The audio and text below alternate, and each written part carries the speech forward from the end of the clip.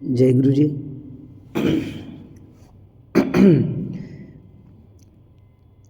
सारी संगत को मेरा प्रणाम। आज गुरु जी ने एक नया अवतार क्या कहूँ कि एक नई सोच के साथ आज आप सबके सामने भेजा है। मैं ना हमेशा ऐसे जैसे सत्संग बोलने की जो सेवा है ये करने के लिए जब भी यहाँ आता तो मुझे हमेशा ऐसा लगता कि एक सत्संग ना थोड़ा लंबा होना चाहिए ताकि कोई संगत उसको सुने तो उसके भाव में वो एंटर कर पाए और धीरे धीरे उसके फ्लो में वो रहे तो उसको ब्लेसिंग्स मिले। क्योंकि ये फ्लो ही है ना जिसके अंदर हम आ जाते हैं तो वो पिक्चर सामने चलना शुरू हो जाती है। जो हम कह रहे होते हैं वो पिक्चर सामने शुरू हो जाती है तो हम लोगों को फिर वो वाइब्रेशंस मिलती है, जो गुरु जी की वाइब्रेशंस है वो मिलती है और जिससे हमारा कल्याण होता है। तो इस वजह से सत्संग चाहता था कि बड़ा हो। दूसरा, सत्संग के बारे में हमेशा ऐसे भी सोचता था थोड़ा सा सत्संग यानी जो गुरु जी ने हमारा कल्याण किया वो थोड़ा सा इफ़ेक्टिव यानी जैसे कुछ बड़ा हो। कि ऐसे मन में ख्याल रहते हैं, मैं आपको सच बात बता रहा हूँ जो बतानी है कि एक ना कुछ किसी का कुछ अस्थमा ठीक कर दिया हो तो कैंसर ठीक कर दिया हो, एक्सीडेंट से बचा लिया हो। लेकिन आज गुरुजी ने एक ऐसा सत्संग मेरे सामने लाया कि जैसे कोई आंखें खोल देता है, ऐसा एक सत्संग मेरे सामने गुरुजी ने लाया। और जब उस सत्संग को सुना तो मुझे एहसास हुआ कि सबसे पहला कि सेवा थोड़ी या ज़्यादा नहीं होती, सेवा होती है। यानी सत्संग चाहे 2 मिनट का हो या 2 घंटे का, तुम्हारे भाव सही होने चाहिए, तुम्हारी एनर्जी सही होनी चाहिए ताकि वो लोग या जो भी संगत उसको सुने तो वो उसके अंदर एंटर कर जाए। और वही कल्याण का असली मकसद है। तो दूसरा समझ आया कि एक सच को प्रेजेंट करने के लिए तैयारियां करने की कोई ज़रूरत नहीं या उसको लंबा खींचने की कोई ज़रूरत नहीं। सच तो सच है, उसको आप अगर प्रेजेंट करोगे और आपके अंदर अगर वो सच है तो वो सामने वाले तक ऐसे भी पहुंच जाना है। फिर बहुत बार मुझे ऐसा भी लगता था कि यार ये बात बोलनी चाहिए, ये नहीं बोलनी चाहिए। लेकिन सच में कौन सी चीज़ नहीं बोलनी चाहिए और कौन सा सच बोलना चाहिए, ये तो एक अजीब बात है। तो एग्जैक्टली मैं आपको वो बता तो नहीं पाया जो मुझे समझ आया, मगर आज गुरुजी ने सेवा का कुछ एक मकसद बदल दिया। जैसे मैं डरता भी था थोड़ा सा कि है ना सत्संग तो बहुत लिमिटेड होते हैं, जैसे जितने सत्संग मेरे हैं वो लगभग मैं सुना ही चुका हूँ आपको, और मानो कि 4, 5, 10 सत्संग और होंगे जो कभी छोटे कोई बड़े होंगे जो मैं आपको सुना दूँगा। लेकिन उसके बाद फिर क्या सुनाऊँगा। तो फिर गुरुजी ने समझाया कि हर रोज़ सत्संग होता है। तेरे साथ पहले भी बहुत सारे सत्संग हुए हैं, कोई छोटे हुए हैं कोई बड़े हुए हैं, लेकिन तू उसको इग्नोर करता जाता है। बहुत सारे एक्सपीरियंसेस तेरे साथ हुए हैं, वही एक्सपीरियंस तो शेयर करना होता है, उसी का नाम तो सत्संग है और वो रोज़ होता है तेरे साथ। लेकिन अगर तू वो शेयर कर पाए तो बहुत सारे लोगों को ये समझ आ पाएगा कि ये ऐसा हमारे साथ भी होता है, या किसी के साथ नहीं होता है तो वो उस बात को समझ पाएंगे। तो अगली बार जब उनके साथ होगा तो वो कम से कम अलर्ट रह पाएंगे। तो और भी बहुत कुछ जाना मतलब उस सत्संग से मैंने आज एक वो कहते हैं ना कि चलते हुए सत्संग में ही, चलती हुई गाड़ी में ही एक नई शुरुआत कर रहा हूँ कि गाड़ी चल रही है और इसको फिर से एक स्टार्ट मिल गया, जो ऐसा लगता है कि कभी एंड नहीं होगा, ये सेवा कभी रुके नहीं। बस यही गुरु महाराज से आशीर्वाद है जो लेना चाहता हूँ मैं। और आज के सत्संग की शुरुआत करता हूँ। पहले मैं आपको एक बात बताता हूँ जो आज के सत्संग में मुझे गुरुजी ने एक संगत से समझाया, वो मेरे साथ भी हुआ है और बहुतों के साथ ऐसा होता है। बस गुरु महाराज मेरे मुंह से वही बुलवाए जो वो चाहते हैं बुलवाना। अपनी मर्ज़ी का कुछ ना हो, अपने दिमाग का कुछ ना हो। तो एक बार एक संगत किसी एक मैं संगत ही बोलूँगा, आप बस भाव को समझने की कोशिश करना। मैं सबका नाम संगत के रूप से ही ले रहा हूँ। गुरुजी को जानने वाले को सबको मैं संगत के नाम से ही डिनोट करके ही बुला रहा हूँ। तो एक बार एक संगत के साथ क्या हुआ कि उसने एक दूसरी संगत जो थोड़ी सी प्रॉब्लम में थी उसको हेल्प करने की कोशिश की किसी तरह से। तो वो हेल्प करने के चक्कर में वो फीमेल कैंडिडेट है, लेकिन उसको ये समझ ही नहीं आया कि कब कहाँ हेल्प हो रही है और कहाँ वो एक दलदल में फंसती जा रही है। ये बात मुझे ऐसा लगता है कि थोड़ी सी पर्सनल हो जाएगी, इस वजह से मुझे इसे रोक देना चाहिए। लेकिन एक ऐसा ही और दूसरा सत्संग सुनाता हूँ आपको। मैं अपना सत्संग सुनाता हूँ आपको कि एक बार क्या हुआ। लेकिन जो भी लोग, जो भी संगत आज इस सत्संग को सुन रही है, वो अपने माइंडसेट को थोड़ा पॉजिटिव रखें, क्योंकि नेगेटिव और पॉजिटिव दोनों ही गुरुजी के हैं, दोनों गुरुजी ने बनाए हैं, दोनों उस माया के हिस्से हैं। अगर किसको सही बताओगे और किसको गलत बताओगे, बस आपको तो ये करना है कि आपको जिस तरफ चलना है उस रास्ते में चलना है, बाकी रास्तों को इग्नोर कर देना है। इतनी सी ही बात है। तो डिस्ट्रैक्ट नहीं हो जाना कहीं भी, और सही जगह पहुंचना जहां गुरुजी आपको पहुंचाना चाह रहे हैं। तो एक बार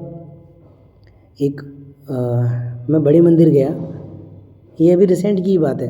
मैं बड़े मंदिर गया और बड़े मंदिर में जाने के बाद वहाँ जैसे स्टार्ट से दर्शन करते हुए लंगर हॉल से होते हुए मेन मंदिर हॉल से, फिर लंगर हॉल में, फिर लंगर हॉल से होते हुए जल प्रसाद लेते हुए बाहर आ गया। जब बाहर आया तो जहाँ शू स्टैंड है, जो लोग बड़े मंदिर गए हैं, जहाँ शू स्टैंड है, शू स्टैंड के ठीक बाहर वहाँ एक सेवादार खड़े थे। तो वो मेरे पास आए। ये मैं एक सच्ची घटना बता रहा हूँ जो मेरे साथ हुआ है, और ये और भी लोगों के साथ हो सकता है।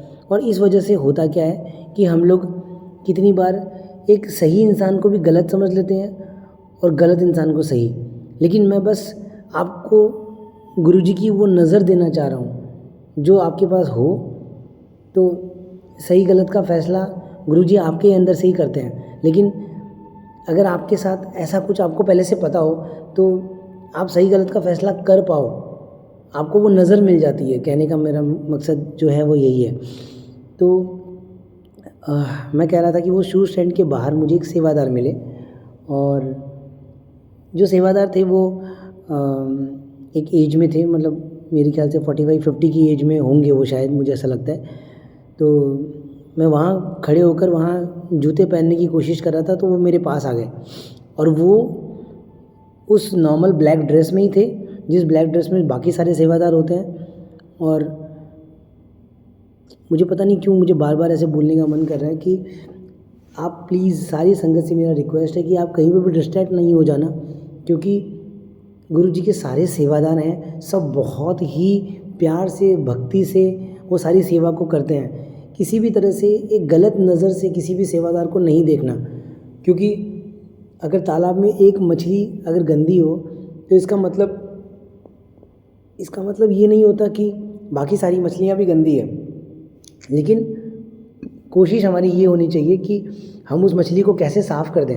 मछली को निकाल कर फेंकना तो बहुत आसान काम है, लेकिन कैसे उस तालाब को उस मछली के साथ ही साफ़ रखा जाए, कोशिश हमारी ये होनी चाहिए कि उसको भी सही किया जाए, और बाकी तो सब सही है ही। लेकिन 1% के लिए 99% को सज़ा नहीं दी जानी चाहिए। तो मेरे साथ क्या हुआ कि वो सेवादार अंकल बाहर खड़े थे, तो वो मेरे पास आए और उन्होंने मुझसे कहा कि मेरे पास एक VIP बैग, अटैची बैग थी।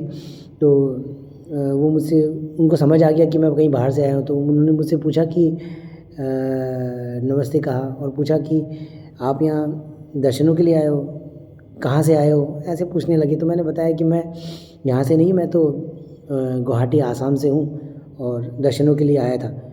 तो उन्होंने पूछा कि कब जा रहे हो, तो मैंने बोला कि मैं तो अभी रवाना हो रहा हूँ, यहाँ से निकल ही रहा हूँ। तो बोला अच्छा, आप निकल ही रहे हो, अगर आप कल या परसों रुकते तो मैं आपको यहाँ पे वीआईपी सत्संग करवाता, वीआईपी सत्संग में आपको लेके जाता। तो एक बार तो मेरे अंदर से ऐसा आया कि वीआईपी सत्संग, तो मुझे अंदर से जो आपके अंदर आएगा एकदम 100% आएगा, वो ये होता है कि आपको ऐसा लगता है कि गुरुजी ने आपको कुछ ब्लेसिंग्स देने के लिए वीआईपी सत्संग वाले सेवादार को वहाँ भेज दिया और अब आपको एक वीआईपी सत्संग मिलेगा और बस ब्लेसिंग्स ही ब्लेसिंग्स होगी। क्योंकि हम लोग सुनते ही ऐसा हैं, पूरी दुनिया में सुन ही ऐसा रहे हैं, मतलब गुरुजी को गुरुजी कम जादूगर ज़्यादा बना दिया है। तो जैसा भी है कि तो जैसे उन्होंने बोला तो मेरे अंदर भी वो वाइब हूँ इंसान, तो मेरे अंदर भी वो वाइब एंटर कर गई और मुझे भी हाथों हाथ लगा कि कहीं ना कहीं गुरुजी मुझे वो वीआईपी सत्संग देना चाह रहे हैं। तो क्यूरियोसिटी बढ़ गई। तो फिर मैंने वो अंकल को बोला कि अंकल वीआईपी सत्संग क्या होता है, वीआईपी सत्संग ये कहाँ होता है? तो उन्होंने बोला कि ये बड़े मंदिर में ही होता है। मैंने बोला यही होता है, लेकिन मैं तो बहुत समय से यहाँ आ रहा हूँ, मैंने तो कभी ऐसा कोई वीआईपी सत्संग नहीं सुना, तो नहीं देखा। तो बोले कि ये ट्यूसडे को और वेडनेसडे को होता है, जब किसी सेलिब्रिटी को यहाँ बुलाया जाता है तो उसको हम लोग वीआईपी सत्संग बोलते हैं, लेकिन उसके अंदर सबको नहीं अलाउड होता है। तो मैं लेकिन आपको करवा सकता हूँ वो। तो अंदर डाउट भी चल रहा है और साथ साथ में एक लालच भी मन के अंदर कि वो वीआईपी सत्संग मुझे भी मिल जाए, ब्लेसिंग्स मुझे भी मिल जाए। तो मैंने उन अंकल को बोला कि अंकल मैं तो अब कल सुबह जा रहा हूँ। तो बोले कोई बात नहीं, आप जब अगली बार आओगे मैं आपको तब करवा दूँगा। यहाँ हमारे तो हम तो यहाँ पे बहुत सारे सत्संग करवाते ही रहते हैं और बहुत सारे लोग वहाँ पे ना सेवा भी करते हैं, सेवा देते भी हैं, तो उसकी वजह से ही वो सब हो पाता है। कोई भी वहाँ चाहो तो सेवा दे सकता है, अगर आप भी वहाँ कोई सेवा देना चाहो तो आप भी दे सकते हो। पता नहीं कैसे, लेकिन जैसे ही उन्होंने ये सब बातें बोलना शुरू किया तो मेरे जहन में सीधा हिट हुआ कि ये ठीक नहीं है। ये कोई सेवादार से आज तक मैंने ऐसा सुना नहीं, और मुझे पहले से पता था, ये बात मुझे पहले से पता है और आप सबको भी पता होनी चाहिए। अगर नहीं पता है तो मैं आपको बता दूं कि गुरुजी कभी भी किसी से भी कोई भी पैसे से सेवा नहीं लेते थे, कभी नहीं लेते थे। ये बात प्रमाणित है और इस बात को पक्का मानना। ऐसा नहीं सोचना कि मैं एक नई संगत हूँ तो कैसे, मैंने पुरानी संगत से ही जाना है इस चीज़ को कि, और एक बार नहीं जाना है, मल्टीपल टाइम्स जाना है कि गुरुजी कभी भी पैसों में किसी से सेवा नहीं लेते थे। गुरुजी अगर किसी को सेवा देना चाहते भी थे, अगर कोई चाहता था कि ये सेवा करे तो गुरुजी उसको सेवा देते थे, लेकिन उसको इस तरह से देते थे कि तुम चीनी ले आना, या तुम यहाँ पे लाइट की सेवा तुम करना, या इलेक्ट्रिसिटी का बिल तुम पे कर देना, ऐसे सेवाएं देते थे। या किसी को डायरेक्ट वो सेवाएं देती कि तुम ये काम करवा देना, पैसे का लेन देन वहाँ नहीं होता था। तो जैसे ही मैंने उनसे ये पैसे वाली बात सुनी, क्योंकि उन्होंने पैसे की तरह से ही मुझे बोला कि, तो मैंने बोला कि ये आप क्या बोल रहे हो? तो उन्होंने बोला कि हाँ आप चाहो तो वहाँ सेवा दे सकते हो, और पैसों की तरह से उन्होंने मुझे इनवाइट किया उस तरह से कि आप चाहो तो वहाँ दे सकते हो, जो भी देना चाहो आप मुझे दे दो, मैं वहाँ पे दे दूँगा, इस तरह की बातें। तो मुझे थोड़ा बुरा भी लगा और मुझे ऐसा भी लगा कि ये हो क्या रहा है, मतलब कि एक सेवादार होकर ये ऐसी बातें कर रहे हैं, तो मुझे ठीक नहीं लगा। और बड़े मंदिर के अंदर ऐसा होना तो मुझे और घबराहट महसूस हो गई कि यहाँ हो रहा है। तो फिर मैंने बोला कि अंकल को कि अंकल मुझे नहीं, कोई बात नहीं, मुझे कोई वीआईपी सत्संग अटेंड नहीं करना और सेवा की कोई बात नहीं, मगर मैं करना चाहूँगा तो मैं आपको बता दूंगा। क्योंकि मैं डर गया था थोड़ा सा कि यहाँ पे कुछ कोई सुने तो प्रॉब्लम क्या होती है कि वहाँ से लगातार संगत जा रही होती है, तो कोई भी संगत सुने तो एक नेगेटिविटी का फैलना ना इतना स्पीड होता है। जैसे आप सभी सुन रहे हो ना, तो मैं आपको इसलिए बार बार रिक्वेस्ट कर रहा हूँ कि इसको नेगेटिव नहीं होने देना। ये एक पॉजिटिव बात है, आपको पॉजिटिवली सुनना है, पॉजिटिवली समझना है चीज़ों को, और जो आपके अपने हैं उनको पॉजिटिवली समझाना है इस बात को कि 99.99% संगत पॉजिटिव ही होती है, लेकिन 0.01 को पहचानोगे कैसे? तो आंखें तो खुली होनी होगी ना, आपको समझ भी होनी होगी। तो ऐसा ही समझो कि वो आंखें खुल रही है आपकी, वो समझ वो गुरु महाराज आपको दे रहे हैं, बस उनको खुला रखो और सबको पॉजिटिव नज़र से देखो और गुरुजी को याद करो। क्योंकि मैं गुरुजी को याद करता हूँ, तो जब याद करता हूँ तो वो मुझे वो समझ देते हैं, जिससे मैं इन सब चीज़ों से बच पाता हूँ। और आज तक उन्होंने मुझे, आज तक मैं आपको अपने और भी एक्सपीरियंसेस सुनाऊँगा तो आपको समझ आएगा कि उन्होंने आज तक मुझे हमेशा बचाया है। कभी एक बार ऐसा नहीं हुआ कि ठोकर लग गई हो, ऐसा नहीं हुआ। कभी लग भी गई है तो उन्होंने मुझे बताया कि ठोकर लगना भी ज़रूरी था, क्योंकि ये इसके लिए इम्पोर्टेंट था। तो वैसे भी वो एक समझ है। तो कहीं गलत ट्रैक नहीं पकड़ना। हर सेवादार, हर संगत, सब में गुरुजी है, मगर एक बात हमेशा याद रखना कि सब में गुरुजी है लेकिन कोई भी गुरुजी नहीं है। हर संगत में गुरु है मगर कोई भी गुरु नहीं है। गुरु बस एक ही है, वो परमात्मा ही है। तो फिर मैं उस जो सेवादार अंकल है, मैंने उनको बोला कि अंकल मुझे कोई सेवा नहीं करनी और मैं कोई वीआईपी सत्संग में नहीं जाना चाहता, लेकिन आपने मुझे इनवाइट किया इसके लिए थैंक यू। क्योंकि कहीं ना कहीं अंदर एक डाउट भी था कि हो सकता है ये कहीं सही बोल रहा हो। लेकिन मैं जब उधर से थोड़ा सा मूव किया तो मुझे अंदर से एक आवाज़ आई, और वो जो अंदर से एक बार में आवाज़ आती है ना, वो गुरुजी की आवाज़ होती है। मैं सच कह रहा हूँ आपको, जो पहली बार में आवाज़ आती है ना, उस पर डाउट नहीं करना, वो गुरुजी की आवाज़ होती है। हम लोग उसको इग्नोर करते हैं अपने दिमाग से, अपना दिमाग उसमें लगाते हैं, फिर उसको नाप तोल करते हैं, इतनी देर में तो वो आवाज़ कहीं और चली जाती है और फिर दिमाग का अपना काम होता है और वो उसके अनुसार दुनियावी तरीके से चलता है। मगर जो पहली आवाज़ आती है ना, वो गुरुजी की होती है, जो आपकी आत्मा की आवाज़ होती है। एक बार में वो समझ नहीं आएगी जिनको नहीं आती है, या जिनको आने लग गई है उनको पता है, लेकिन जिनको नहीं आती है, मैं अपने एक्सपीरियंस से बता रहा हूँ ये बात कि वो एक बार में समझ नहीं आती। आप बस ध्यान देने की कोशिश करो, उसमें फ़ायदा या नुकसान नहीं होता, उसमें बस वो आवाज़ होती है, उसको फॉलो करना होता है। आपकी आत्मा को पता होता है कि क्या सही है, उस समय आपको वो करना होता है। लेकिन जैसे ही आपने थोड़ा समय लगा दिया तो आपका दिमाग बता देता है कि इससे तो आपका नुकसान हो जाएगा या इससे तो आपका फ़ायदा, और उसके अकॉर्डिंगली फिर वो दिमाग अपना काम करता है, एक्ट करता है। लेकिन अगर आप अपनी पहली आवाज़ को सुनोगे तो उसमें फ़ायदा या नुकसान नहीं होता, उसमें सही होता है बस, कि इस समय क्या सही है। और उसको अगर आपने पकड़ लिया और आपने चुना और चुनाव करके उसको अगर एक्ट किया, तो अगली बार से उसकी आवाज़ और पावरफुल होती है। वो धीरे धीरे वो आवाज़ बढ़ना शुरू हो जाती है, और एक दिन आपकी आत्मा की आवाज़, यानी उस परमात्मा के उस अंश की आवाज़, यानी उस परमात्मा की खुद की आवाज़ बुलंद हो जाती है, और उसके बाद वो माया आप पे असर नहीं करती। और यही आत्मा से परमात्मा तक की वो जर्नी है। तो फिर उस समय मैं तो थोड़ा साइड आ गया वो सेवादार अंकल से, और आने के बाद में फिर मैंने उनको, पता नहीं अंदर से एक आवाज़ आई मेरे उस समय, जो वो आत्मा की आवाज़ जिसके बारे में मैं बात कर रहा था, वो गुरुजी की आवाज़। और उन्होंने, उस आवाज़ ने मुझसे कहा कि तुझे इसे समझाना चाहिए, तुझे इसे बताना चाहिए, इससे झगड़ा नहीं करना है, इसको डांटना नहीं है या किसी को कंप्लेन नहीं करनी। क्योंकि मेरे उस समय गौरव अंकल वहाँ मंदिर में मौजूद थे, मैं उनसे जस्ट मिल के ही आया था, और सच में मिल के आया था, क्योंकि कोई एक बात थी जिसके लिए मुझे गौरव अंकल को सॉरी बोलना था। मैंने उनको सॉरी भी बोला, क्योंकि एक समय पे एक नेगेटिव थॉट मेरे अंदर आ गई थी गौरव अंकल को लेकर, कि वो बहुत ऐसे एटीट्यूड में रहते हैं, गुरुजी के फैमिली मेम्बर हैं तो ऐसा वैसा, लेकिन ऐसा नहीं है। वो बहुत बहुत सही इंसान है। इस वजह से मैं ये बात कह पा रहा हूँ, क्योंकि किसी एक बड़ी दुनिया को जब आपको चलाना हो ना, मैं बड़ी दुनिया इसलिए बोल रहा हूँ क्योंकि जो गुरुजी की दुनिया जो यहाँ क्रिएट गुरुजी ने की है ना, उसको चलाने के लिए गुरुजी ने उनका चुनाव किया है, गौरव अंकल का।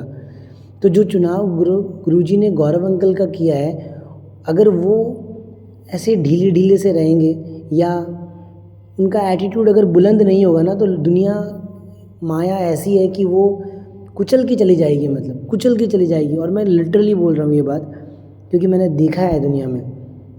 तो आप झुको तो दुनिया आपके ऊपर पैर रख देती है। तो इसका मतलब ये नहीं कि आपको झुकना नहीं चाहिए, ऐसा नहीं कहना चाह रहा मैं, लेकिन मैं ये कह रहा हूँ कि समझदार भी बनो, सेवक भी बनो। जैसे गुरुजी जो कहते थे कि समझदार सेवक बनो, तो समझदार सेवक बनो, सेवक भी बनो और सेवा भी करो, दुनिया में सेवा भी करो, क्योंकि गुरुजी की दुनिया है, लेकिन समझदारी से करो। तो जब मेरे अंदर से वो आवाज़ आई तो मुझे लगा कि एक बार लगा था कि गुरुजी ऐसे कह रहे हैं कि मुझे गौरव अंकल को कंप्लेन करनी चाहिए, ऐसे ऐसे मेरे दिमाग से आ रहा था। लेकिन जब मेरे अंदर से वो आवाज़ आई कि मुझे इनको समझाना चाहिए, अभी वो समय नहीं है कि वहाँ जाके कंप्लेन करूँ, और ये भी नहीं है कि कंप्लेन करने से तो माहौल बिगड़ेगा। तो मैं उन अंकल के पास फिर से गया, पास में ही था मैं उनके पास वापस से गया। मैंने उन अंकल को ऐसे थोड़ा सा इशारे से बुलाया और उसके इतनी क्लोज चला गया कि मेरी आवाज़ किसी और को सुनाई ना दे। मैंने उन अंकल से कहा कि अंकल आपसे कुछ कहना है, आप बुरा नहीं मानना, आप बस मेरी बात को समझने की कोशिश करना। तो उन्होंने कहा कि हाँ बताइए। तो मैंने कहा कि अंकल मैंने ना गुरुजी के बारे में बहुत जाना है, बहुत समझा है, और यहाँ तक गुरुजी जो लेके आए हैं ये बहुत समझा के लेके आए हैं, लेकिन गुरुजी कभी भी किसी से भी सेवा मांगते नहीं थे। पैसों में सेवा गुरुजी किसी से भी नहीं लेते थे। और गुरुजी का हर सत्संग ही वीआईपी सत्संग है। कोई भी सत्संग वीआईपी सत्संग बोल के ऐसा है ही नहीं। सारे सत्संग ही वीआईपी, क्योंकि सत्संग अपने आप में वीआईपी है। तो ना तो गुरुजी का कोई वीआईपी सत्संग होता है और ना ही गुरुजी किसी से इस तरह से पैसे में सेवा मांगते थे अपने समय पे। तो मुझे ऐसा लगता है कि ना जब गुरुजी नहीं मांगते थे तो गुरुजी के सेवादारों को भी वैसी सेवा नहीं मांगनी चाहिए, और ना ही कुछ ऐसा गाइड किसी को करना चाहिए कि ऐसा कोई वीआईपी सत्संग होता है, ऐसा गाइड किसी को भी कभी नहीं करना चाहिए। तो वो अंकल को समझ तो आ गया कि ये क्या बोल रहे हैं। तो वो बोल रहे हैं नहीं ठीक है, आपकी ज्ञान की बातें हैं, आप मुझे बोलो, मैं आपसे ज्ञान लेता हूँ। मैंने बोला नहीं अंकल, मेरे पास कोई ज्ञान नहीं है और ना ही मैं किसी को ज्ञान दे सकता हूँ, लेकिन मैं बस आपको इसलिए पर्सनली बता रहा हूँ क्योंकि मुझे ऐसा लगता है कि शायद चीज़ों को किसी को कंप्लेन करने से बेटर होता है कि चीज़ों को उसको समझाया जाए और ठीक किया जाए। क्या पता आप मेरी इस आवाज़ से ही आप समझ जाओ और चीज़ों को बदल दो। तो बस यही चीज़ आपसे कहना था कि जो हम करते हैं, मैंने उन अंकल से ही कहा कि अंकल देखो जो हम करते हैं आज उनसे ही संगत सीखती है। आज जिस तरह से आप एक्ट कर रहे हो तो उसी से संगत सुनेगी और समझेगी और वैसी ही बातें वो बाहर पहुंचाएगी। तो अगर आप ही गलत निकल जाओगे तो वो संगत वहाँ तक कैसे क्या बात पहुंचाएगी और क्या नेगेटिविटी फैलेगी। फिर मैंने अंकल से कहा कि अंकल जैसे हम होते हैं ना, हमको देखकर ही लोग अंदाज़ा लगाते हैं कि गुरुजी कैसे होंगे। आप सोचो कि आपकी एक एक्ट की वजह से पता चलता है कि गुरुजी कैसे होंगे। आप अगर इस तरह का एक्ट करोगे तो सब लोगों तक ये मैसेज जाएगा कि गुरुजी ऐसे थे। क्या आप गुरुजी का इस तरह की पहचान लोगों को देना चाहते हो? गुरुजी का इस तरह का ऑरा, इस तरह की पहचान सब लोगों तक पहुंचाना चाहते हो? तो वो अंकल बस ऐसे मुंह हिला हिला कर, जैसे थोड़े एटीट्यूड से ही, लेकिन कि आप बोल लो, मतलब जो बोलना है। मैं थोड़ा सा एटीट्यूड से ही बोल रहे थे, लेकिन मेरा काम था। तो मैंने उनसे लास्ट में यही कहा कि अंकल मेरा काम आपको समझाना था, मेरा काम आपको बताना था, बाकी आपकी मर्ज़ी है, सबके अपने अपने कर्म हैं। लेकिन कोई भी ऐसा मैसेज लोगों तक नहीं पहुंचाओ जिसकी वजह से लोगों को लगे कि गुरुजी ऐसे थे। गुरुजी ऐसे बिल्कुल नहीं थे। गुरुजी बहुत सिंपल थे, खुद सिंपल थे, और वो चाहते भी थे कि सब सिंपल रहे।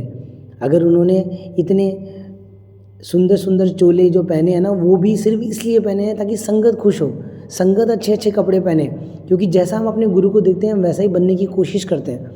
आज अगर आप गुरुजी को देखो कि गुरुजी अपने हाथ में रोटियां लेकर उसी पे सब्जी ले लेते हैं और वैसे खाते हैं, सारी संगत वैसे ही खाना शुरू कर देगी। लेकिन ये बात सच है, गुरुजी अपने हाथ में ऐसे रोटी ले लेते थे, उसी पे दाल या सब्जी ले लेते थे और एक कोने में खड़े होकर चुपचाप खा लेते थे। इतने ही सिंपल थे वो। कोई गर्म पानी इस्तेमाल नहीं करते थे, पूरे थ्रू आउट द सीज़न ठंडे पानी से नहाते थे। 2 बाल्टियाँ रखवा लेना, अगले दिन सुबह सुबह उसी बाल्टी के पानी से नहा लेना। एकदम सिंपल, एकदम सीधे, ना उनको कोई पहनाने की ज़रूरत। एक ब्लैक वाइट कलर के कपड़े पहनते थे, लेकिन जब दुनिया में आए और जब दिल्ली आए स्पेशली, तब लोगों ने उनको एक एक करके, वो एक आंटी ने एक चोला दिया तो दूसरी आंटी और चोला देना चाह रही थी, तीसरे ने दिया, चौथे ने दिया, ऐसे करके वो चोले का एक रीति रिवाज ही चलना शुरू हो गया। लेकिन गुरुजी ने भी किसी को मना नहीं किया, गुरुजी भी सबसे लेते गए, गुरुजी ने भी पहनना शुरू कर दिया ताकि लोग खुश हों, संगत खुश हो। संगत में सारे लोग, जितनी भी संगत है वो सारी खुश हो कि गुरुजी ने मेरी सेवा ले ली, गुरुजी ने मेरा दिया हुआ चोला पहन लिया। मगर गुरुजी को इन सब चीज़ों की कोई ज़रूरत नहीं। गुरुजी बहुत सिंपल है। एक शरीर की तरह से मत देखो, वो परमात्मा है, उन्हें इन सब चीज़ों की कोई ज़रूरत नहीं। वो बस हमारी खुशी के लिए करता है, बस हमारी खुशी के लिए। तो मेरा आपको बस यही मैसेज देना था कि सारी संगत है, मगर सारी संगत ही प्योर है और सब में ही वो साक्षात गुरु विराजमान है और वो गुरु की तरह ही एक्ट करेंगे, ऐसा नहीं है। संगत अच्छी भी होती है, शब्दों में इस्तेमाल करना है, इस वजह से बोल रहा हूँ कि संगत अच्छी भी होती है तो संगत ऑपोजिट भी होती है। थोड़ा सा आपको संभल कर एक समझदार सेवक, एक समझदार संगत बनना चाहिए। आँखें खुली रखो, सब कुछ करो मगर अपनी आँखें खुली रखो। दिल से भाव से सब कुछ करो मगर अपनी आँखें खुली रखो, वरना फिर क्या होगा कि आप कहोगे कि गुरुजी हम तो आपके भरोसे थे और मेरे साथ तो बड़े मंदिर में ऐसा हो गया, मेरे साथ तो इस सत्संग में ऐसा हो गया, आपकी संगत ने मेरे साथ ऐसा कर लिया। लेकिन इससे तो गुरुजी का नाम खराब होता है। आप अपनी आंखें खुली रखोगे तो गुरुजी आपको वो समझ दे रहे हैं ना। ये सत्संग क्या है? ये सत्संग एक समझ ही तो है जो वो आपको दे रहे हैं। आप ये समझ लो और समझ लेकर आगे बढ़ो, तो ये समझ ही तो वो गुरुजी की वजह से आपके पास आ रही है। वरना अगर आप संगत नहीं होते और गुरुजी के प्यारे नहीं होते तो ये सत्संग आज आप सुन ही नहीं रहे होते और वो समझ आपके पास आ ही नहीं रही होती। तो इस बात का गुरुजी को धन्यवाद करना। गुरुजी को एक और छोटा सा ही छोटे रूप में सुनाता हूँ। जो मेरे यहीं एक संगत है, उनके साथ भी एक ऐसा हुआ कि एक अंकल ने उनको फ़ोन किया। एक फेसबुक, व्हाट्सअप वगैरह में, फेसबुक में, यूट्यूब पे आजकल ना बहुत सारे मैसेजेस भी आते हैं, अगर सेवा करना चाहते हो तो ऐसे करो, सेवा करना चाहते हो तो ऐसे करो। तो उनके पास में भी उनको ऐसा भाव आया कि यार गुरुजी का सत्संग हो रहा है तो हम लोगों को सेवा करनी चाहिए। तो उन्होंने क्या किया, उस नंबर पे व्हाट्सअप पे हाय या हेलो लिख दिया, तो उनकी तरफ से मैसेज आ गया और उन्होंने सेवा के नाम पे उनसे पैसे भी ले लिए। अगली बार वापस से उन्होंने फ़ोन किया कि अंकल ऐसी ऐसी एक सेवा है, यहाँ पे एक बच्ची है उसको ऐसे ऐसे देना है। उन्होंने दूसरी बार फिर से दे दिया। तीसरी बार फिर से उनका आ गया तो मैसेज आया। तो वो संगत जो है वो मेरे पास मेरे से मिलना हुआ उनका, तो वो मेरे से उन्होंने शेयर किया कि ऐसी ऐसी एक बात है तो मुझे एक सवाल पूछना है। उन्होंने ऐसे कहा कि मुझे एक सवाल पूछना है। तो मैंने बोला बोलो। उन्होंने बोला कि ऐसे ऐसे करके एक मैसेज आया था, तो उन्होंने बोला कि ऐसे सेवा करो तो आपको ब्लेसिंग्स मिलेगी वगैरह वगैरह और संगत का भला होगा। और बहुत पॉजिटिव तरीके से बोलते हैं वो, इतने पॉजिटिव तरीके से कि आपको लगेगा यार ये तो साक्षात गुरुजी हैं। मतलब इतनी मिश्री होती है उनकी आवाज़ में। तो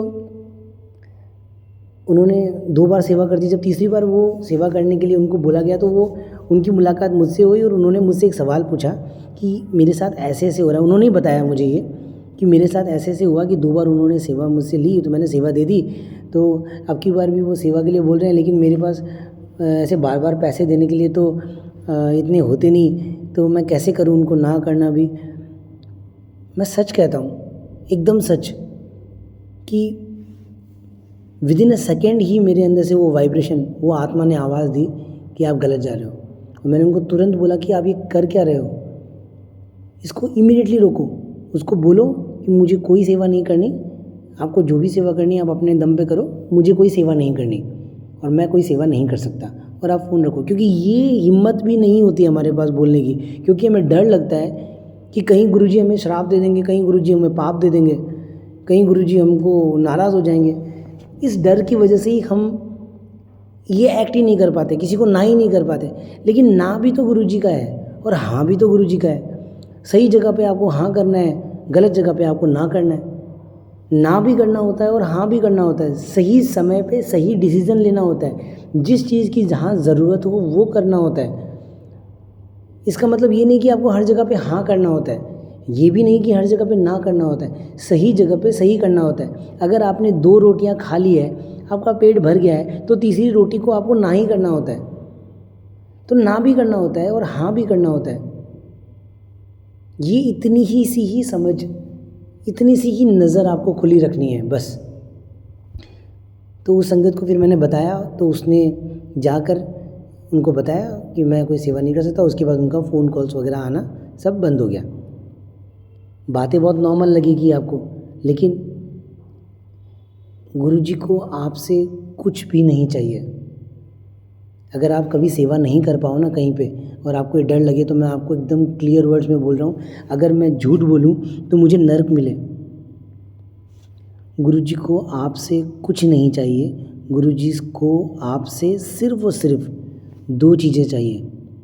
पहला है प्यार और दूसरा है सिर्फ प्यार। इसके अलावा कुछ भी नहीं, कुछ भी नहीं। ना आप दे सकते हो और ना आपके पास कुछ देने के लिए है, सिर्फ और सिर्फ प्यार। तो गुरुजी को वो सच्चा प्यार, सच्चे दिल से बस प्यार करो, इससे ज़्यादा और कुछ नहीं। और प्यार करने का मतलब है उनको याद करो। बस जो जो चीज़ें उन्होंने हमें सिखाई है, जो जो गुरुजी के वचन हैं जो आप सुनते हो, उन वचनों पे चलो। ये एक प्यार करने का तरीका है। सत्संग में बैठे हो, उनके स्वरूप को निहार रहे हो, ये एक प्यार करने का तरीका है। कहीं बैठे हो बस उनको याद कर रहे हो, ये एक प्यार करने का तरीका है। जैसे कोई गुरुजी बोले तो आपके कान खड़े हो जाएं, ये एक प्यार का तरीका है। आपके अंदर प्यार है तो आपके कान खड़े हो जाते हैं, वो सुनने के लिए तैयार हो जाते हैं कि इसने क्या कहा गुरुजी के बारे में, झट से मैं भी सुनूं। ये प्यार है।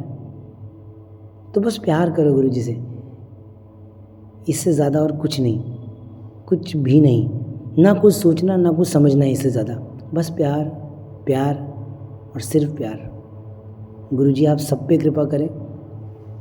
गुरुजी यूं ही सब पे आशीर्वाद बरसाते रहें, सबका कल्याण हो।